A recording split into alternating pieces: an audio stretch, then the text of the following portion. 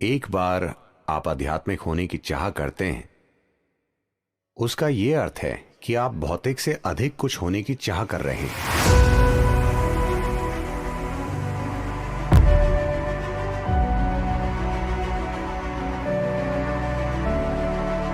उसका अर्थ है कि आप समय और स्थान की सीमाओं से परे जाना चाहते हैं।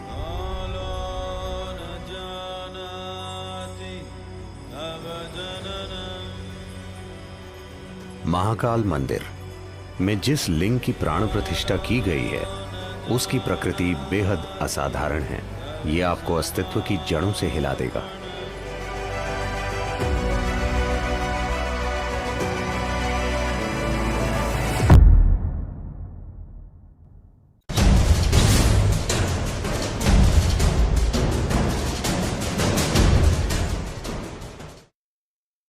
शिव एक ऐसे देवता हैं जिन्हें नाम नहीं देना चाहिए, क्योंकि उन्हें नाम देना उन्हें सीमित और छोटा करने जैसा है।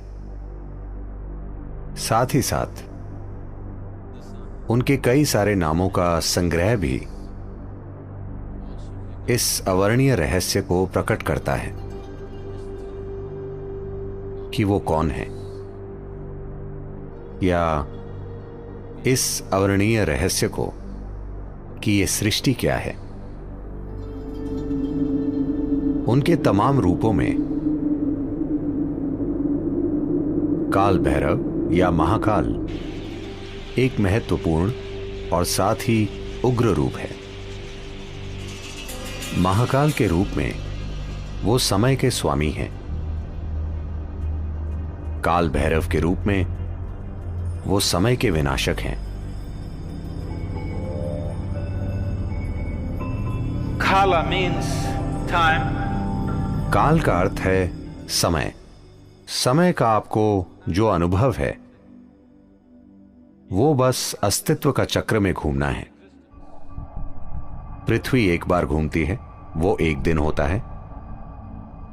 चंद्रमा पृथ्वी का चक्कर लगाता है, उसे एक महीना कहते हैं। पृथ्वी सूर्य का चक्कर लगाती है, वो एक साल हो जाता है। हर चीज जिसे आप समय मानते हैं, आपकी घड़ी भी चक्रों से जुड़ी है। हर चीज जो भौतिक है वो चक्रीय प्रकृति की है।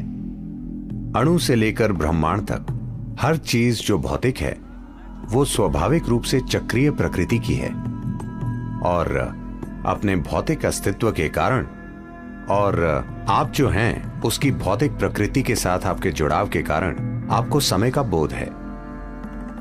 अब आप यहां बैठे हैं क्योंकि आपके पास एक शरीर है, इसलिए वो समय का हिसाब रख रहा है। जब आप जीवन की चक्रीय गति से मुक्त हो जाते हैं तो हम कहते हैं कि आपने मुक्ति पा ली है या मोक्ष पा लिया। तो जो लोग मुक्ति की चाह रखते हैं, जो लोग मोक्ष प्राप्त करना चाहते हैं, उनके लिए ये आयाम, जिसे हम महाकाल कहते हैं, सबसे ज्यादा महत्वपूर्ण हो जाता है।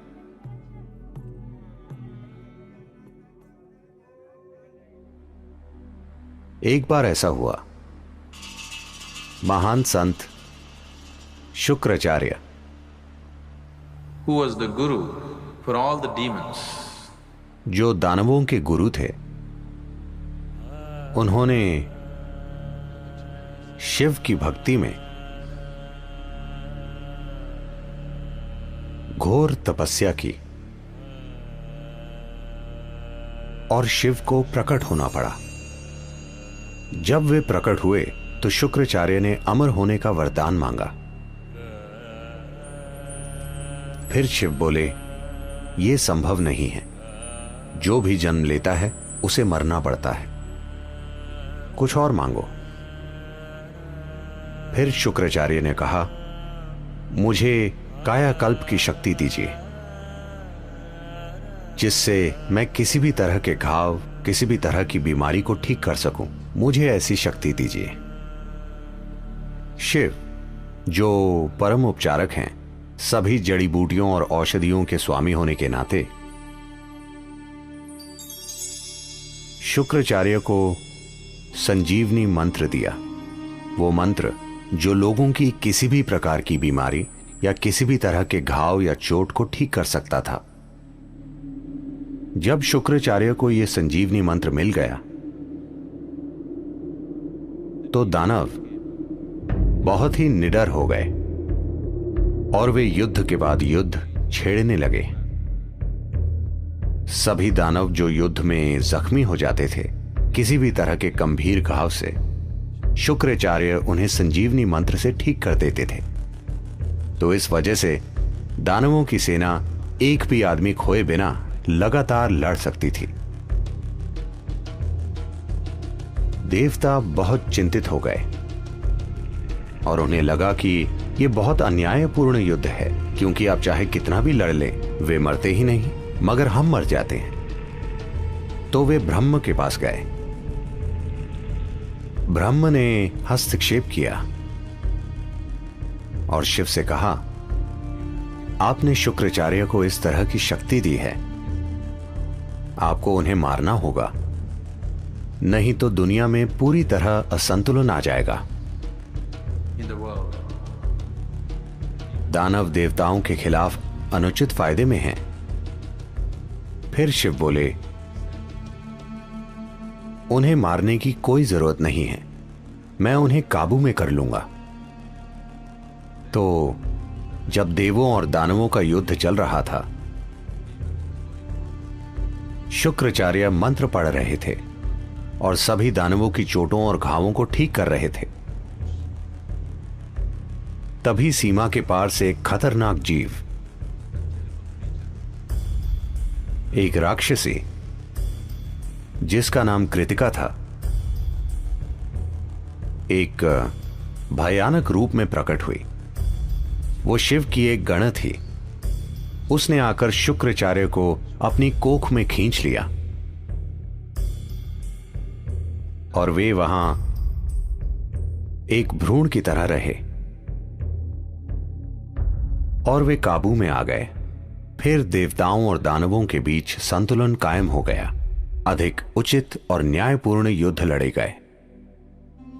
फिर ब्रह्म बहुत हैरान हुए और उन्होंने सोचा, सिर्फ महाकाल ही ऐसा कर सकते हैं। इंसान को मारे बिना वो पूरी तरह उसके जीवन को काबू में कर सकते हैं। शुक्राचार्य कृतिका की कोख में ही रहे और संजीवनी मंत्र बेकार हो गया। या दूसरे शब्दों में, महाकाल ने शुक्राचार्य के लिए समय को रोक दिया, जिससे वो आगे नहीं बढ़ सके।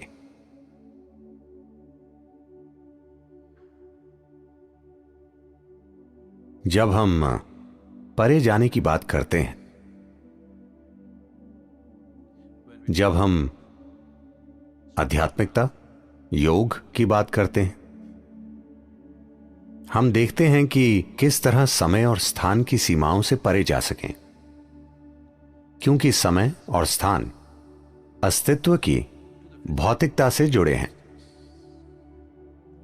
एक बार आप आध्यात्मिक होने की चाह करते हैं, उसका यह अर्थ है कि आप भौतिक से अधिक कुछ होने की चाह कर रहे हैं। एक बार आप भौतिक से कुछ अधिक हो जाते हैं, उसका अर्थ है कि आप समय और स्थान की सीमाओं से परे जाना चाहते हैं।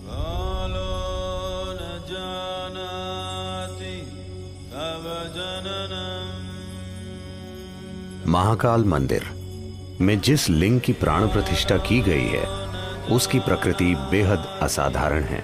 यह आपको अस्तित्व की जड़ों से हिला देगा। यह प्राण प्रतिष्ठा वाकई अद्भुत है। इसका एकमात्र मकसद है कि ये किसी तरह आपको विलीन कर दे। इस मंदिर में पूरी तैयारी के साथ जाना चाहिए, क्योंकि यह बहुत शक्तिशाली है और कमजोर दिल वालों के लिए नहीं है। यह आपको अंदर से हिला देता है। हर दिन महाकाल को जो भेंट अर्पित की जाती है, वो शमशान से लाई गई ताजा राख है, क्योंकि उन्हें यही पसंद है और वो जैसे हैं उन्हें वैसा बनाए रखती है। दुर्भाग्य से मैंने सुना है कि We be getting so bloody civilized. हम इतने सभ्य होते जा रहे हैं अब शायद कुछ आंदोलनकारियों के विरोध के कारण वो शमशान की राख का इस्तेमाल नहीं कर रहे हैं। दुर्भाग्य से वो गाय या बैल के गोबर का इस्तेमाल कर रहे हैं। ये सिर्फ संस्कृति से जुड़ी चीज नहीं है, इसके पीछे एक विज्ञान है। अगर हम शमशान से राख लाएं और कोई दूसरी राख लाएं, मैं आपको दिखा सकता हूं कि दोनों में क्या फर्क है। अनुभव के स्तर पर दोनों में बहुत बड़ा अंतर है और ये बहुत महत्वपूर्ण है कि इस प्रक्रिया को जारी रखा जाए, क्योंकि महाकाल का स्वभाव यही है। इस महाकाल रूप की मौजूदगी ही ऐसी है कि आपके वहां जाने पर सब कुछ विलीन हो जाता है, सब कुछ जलकर राख हो जाता है। इसका अर्थ है कि आप भौतिक से मुक्त हो जाते हैं। यह आपको परम मुक्ति की ओर ले जाता है। अगर आप इसे कोमलता से करना चाहते हैं तो हमारे पास यहां सब कुछ है। अगर आप उसे जबरदस्त तरीके से करना चाहते हैं, अगर आप वाकई जोर का धक्का चाहते हैं और आप कमजोर दिल वाले नहीं हैं, तो महाकाल मंदिर एक अद्भुत प्रक्रिया है।